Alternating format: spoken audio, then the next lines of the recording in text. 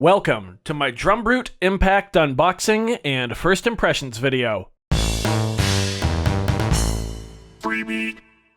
Hey, how's it going everybody? Welcome to Freebeat, where I post new music-related content every single day, so if that sounds good to you, hit that subscribe button, ring that notification bell. Today's patron shoutout goes to Dream Static. Thank you so very much for the support. Let's get started. A lot of new gear on the channel recently. I promise this is the last unboxing for a while at least. A month or two ago, I posted a video talking about how I felt I was finally ready for a proper standalone drum machine, and how, while I recognized that devices I have, like the Model Cycles or the MPC-1, oftentimes are used as just drum machines, I saw those as full groove boxes rather than standalone drum machines. And in that video, I listed a few specific machines that I was interested in. One of those was the Arturia Drumbrute Impact.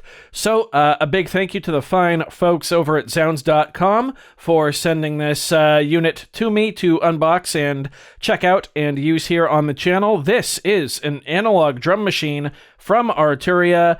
This is the Impact version of the Drumbrute. I'm actually not too familiar with the original Drumbrute at all. I know the Impact is the newer model and one that everybody seems to like quite a bit more than the original Drumbrute.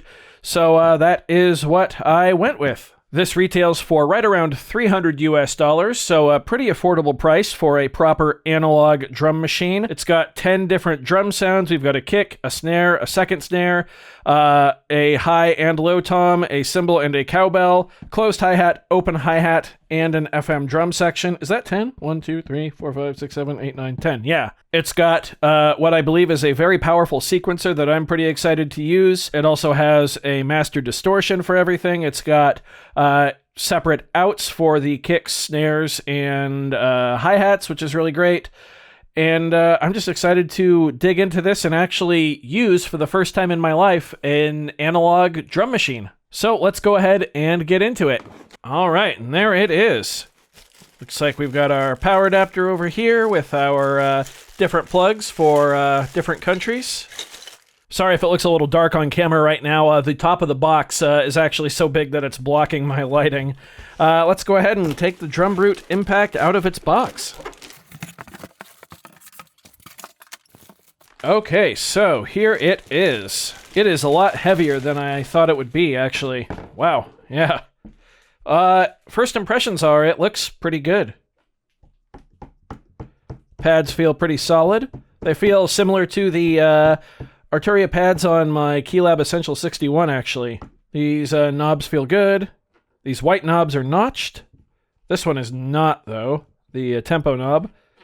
But these are endless, it feels like. Yeah. Oh, all the buttons are rubberized. I thought this would have been like a clicky one when I watched other people use it. Cool. Now, some people are going to be mad at me, but since I'm sending this back to Zounds.com, I'm going to leave the little protective thingy on the display here, unless it makes it impossible to see on camera. But yeah, I want to send this back to them in as great of shape as possible. Let's go ahead and get our power set up. Really quick, before we do plug it in, though, let's take a look at the back at our Impact ins and outs. Here we have a meaty power switch. I really like that. Yeah. Then we have our power adapter spot here. We've got our full-size USB Type-B. I don't know if it can be powered over that, but I do know that's one of the ways we can do MIDI. Then we also have MIDI with 5-pin, proper full 5-pin in and out. Very, very nice. Clock in and out for syncing with, well, you know the drill. Microfreak, Volcas, pocket operators, all that stuff. Then we come to the output section here. So, of course, we have a headphone out and a mix out. That's just our general output. But then we have 4 individual outs for our kick, our snares, our hi-hats, and the FM drum. And when you do use these individual outs, they actually pull them out of the main mix too, so that's nice. I'm not sure if that feature can be toggled on and off or not, but we will definitely find out in due time. Excited to have individual outs. It's going to make recording this, multi-tracking it a lot easier. And jamming, you know, now you can run like just the snares into reverb and the kick into, I don't know, distortion, even though it's got distortion, hi-hats to delay. You know, you can do all sorts of stuff like that with external effects. I'm also going to plug in my audio interface here into the headphone out. so we can go ahead and hear it. Let's flip the switch and power it on. Okay, there we go.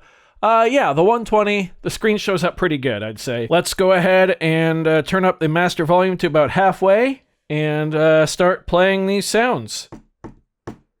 Oh, we have to use the level control for each sound here. So here's our kick. Maybe not. Decay up. Oh, there we go. Pitch. There we go. Yeah. Okay, cool. Yeah, pads feel pretty good, actually.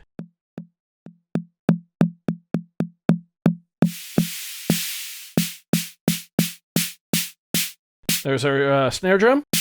First one, anyway.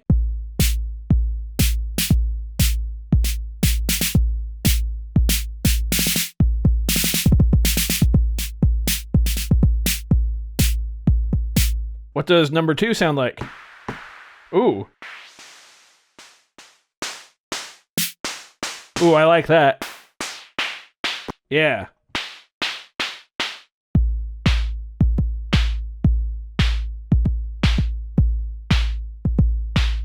Tom high and low, and we have a toggle to switch between the two of them. With pitch and level control. From what I've heard, a lot of people say the toms are the weakest part of this unit. And yeah, I can hear that already. How about cymbal? Okay, cymbal is a pretty normal analog sounding cymbal. We can switch this to cowbell. Yep. Classic. Let's go for hi-hat now. Okay. Not a very wide range of sounds there. And then here's the open one.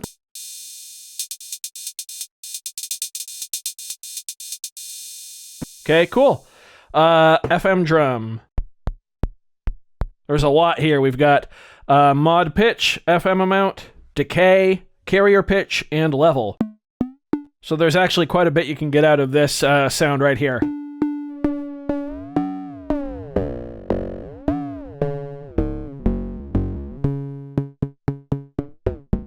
Yeah. There's going to be quite a bit of variance you can get from the FM drum sound.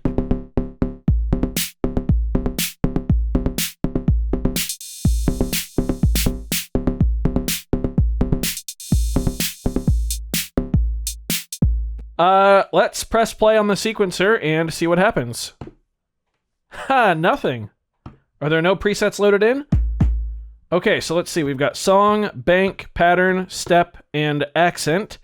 Then we have a touch strip here. Not really sure what that does. I think this is also our indicator for which of our 64 steps on our sequencer that we're on. So yeah, 64-step sequencer. Oh yeah, there's a color section too, which changes the tonality of the drums. So it looks like it's a toggle on and off. So no color, then with color. Nice. Ooh.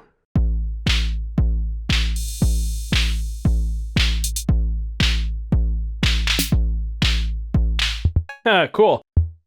Okay, the toms do sound better with color. Let's turn on distortion.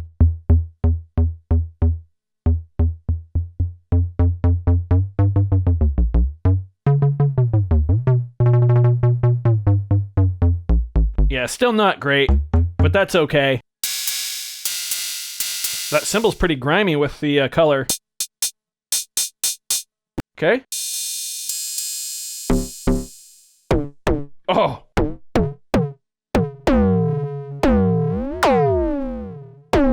That sounds pretty cool.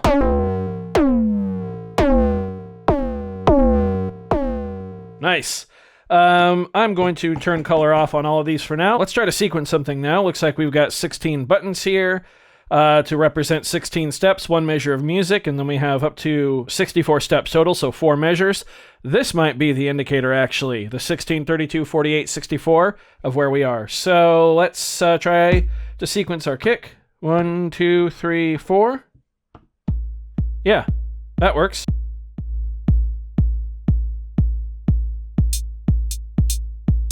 Just record, just let me record.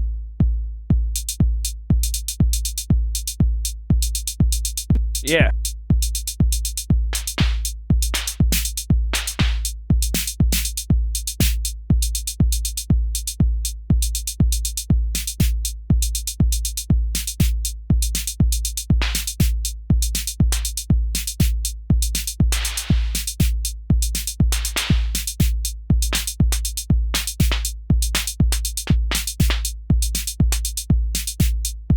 Okay, now we're at 32 steps. Cool. There we go. We'll just go da da da da da da.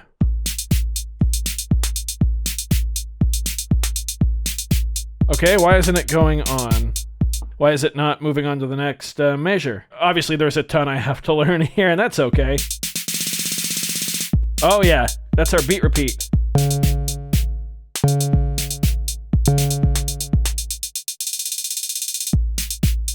I see how it works. Okay, cool.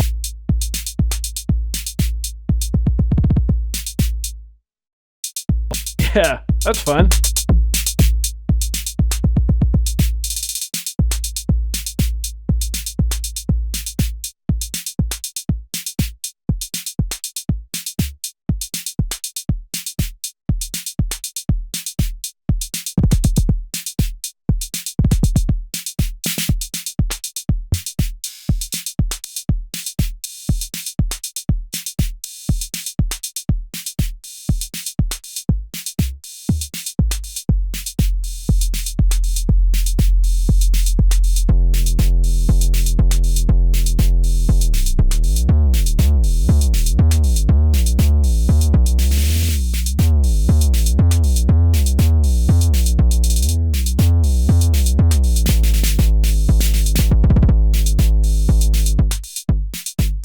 Cool. There's a lot of performance-based stuff I think we're going to be able to do with this. That's super cool. There's some shift functions here, it looks like, too. We've got eighth note triplet, 16th triplet, and 32nd notes, roller, at, end, global BPM, and polyrhythm, as well as random. How does random work?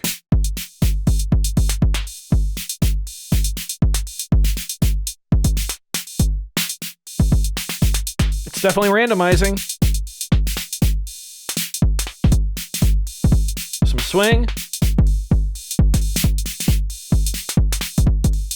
Change our tempo.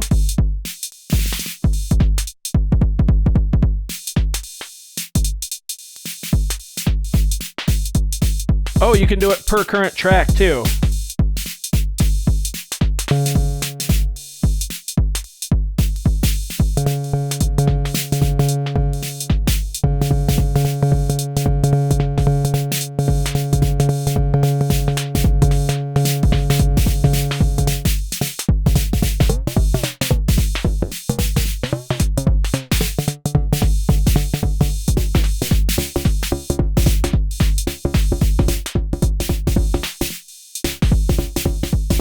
Let's bring down the master volume, hit play again, and go with distortion.